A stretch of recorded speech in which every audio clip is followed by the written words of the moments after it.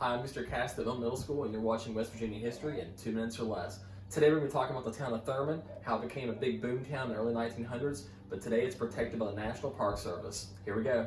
Thurmond is located in the New River Greenbrier Valley tourist region. From boomtown of the early 1900s to a ghost town of the 2000s, the town of Thurmond has become a popular tourist destination exploring the past. The same rail line that would bring prosperity to places like Hinton and Huntington would do the same for Thurmond. In 1873, W.D. Thurmond acquired 73 acres along the banks of the New River. As the coal and timber industries grew, so did Thurmond. By 1910, Thurmond had more freight tonnage than Cincinnati, Ohio, and Richmond, Virginia combined. Over 75,000 passengers, including wealthy coal barons, passed through the depot that year. Thurmond had 2 hotels, 2 banks, restaurants, a movie theater, and other fun things for townspeople and visitors to do. The banks were among the richest in the state. The depot that stands there today was built in 1904 and averaged 15 passengers per day. Today it serves as a welcome center for visitors. The town had a postal service for the hundreds of employees that were in town.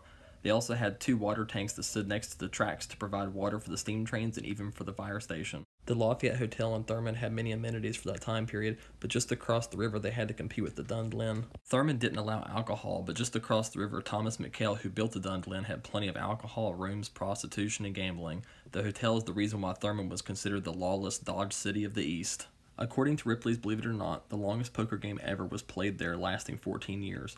It had 3 floors with 100 rooms and a huge lobby and its own bank.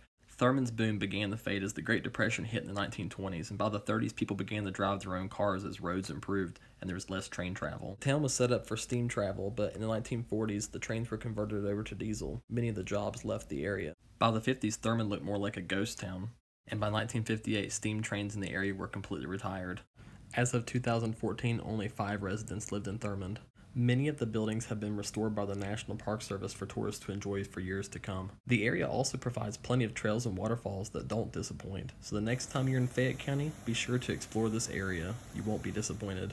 For more info, check out mps.gov or go to westvirginiatourism.com.